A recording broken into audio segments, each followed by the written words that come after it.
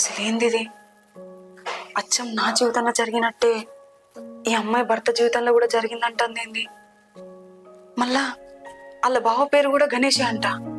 వాళ్ళ బావ జీవితంలో ఉన్న అమ్మాయి పేరు కూడా అంజలియే అంట. కుంపదీసి నా గణేషే ఈ గణేష్ కాదు కదా? దేవుడా నీకు దండం పెడతా దేవుడా, ఈ గణేషే నా గణేష్ కావద్దు దేవుడా. ప్లీజ్ దేవుడా, ప్లీజ్ ఈ గణేష్ నా గణేష్ కావద్దు దేవుడా.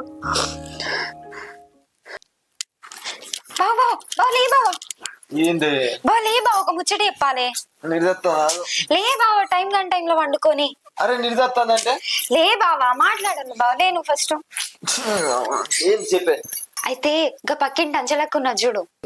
అంజలే వలే. అయ్యో గా రాజన్న భార్య.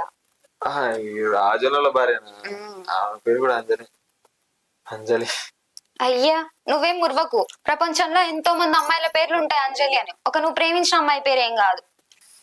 సరే తీగాని ఏం ముచ్చట చెప్పు.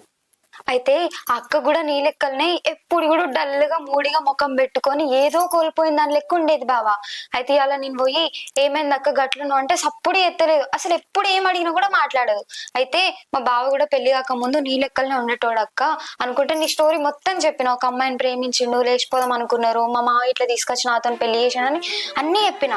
నీ గురించి ఎప్పుడుతోనే మీ బావ పేరేంది, మీ బావ ప్రేమించిన అమ్మాయి పేరేంది, మరి ఆమెను కాకుండా నిన్నెందుకు పెళ్లి చేసుకున్నాడని క్వశ్చన్ల మీద క్వశ్చన్ చేసింది.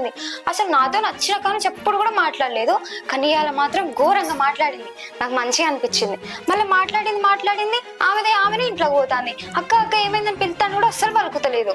ఇక ఏం గత్తి ఇన్ని రోజులు మాట్లాడలేదు కదా, ఇవాళ మాట్లాడిందని మంచిగా అనిపించింది. ఇంకో రోజు మాట్లాడతా అని నేను కూడా వచ్చేసిన. అవునా?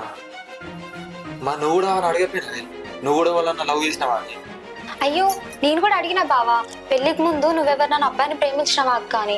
అయ్యో లేదురా అని అన్నది. మళ్ళీ నీ స్టోరీ అంతా ఎప్పుడుతోనే అవన్నీ క్వశ్చన్లు వేసుకుంటా ఇంట్లోకి వెళ్ళిపోయింది. నాకెందుకో అనిపిస్తుంది బావా అక్క చెప్పేది అబద్ధం అని. ఎందుకంటే ఎప్పుడు కూడా నీ లెక్కలనే ఏదో ఒకటి ఆలోచించుకుంటూ ఉంటది.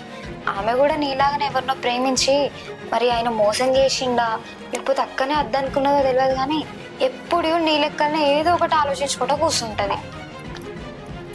అయినా నీకెందుకే అలా గుచ్చి అడుగుతాను, సపరేట్ ఉండరా నీకు? అగో అడిగితే ఏమైతుంది బావా? అదే అడిగద్దే, వాళ్ళు ఏమో అనుకుంటారు. అవసరం నీకు? ఎందుకు అనుకుంటారు, పక్క పంట ఇల్లే కదా. అయినా కూడా అడగదు గట్లా, సపరేట్ ఉండాలి.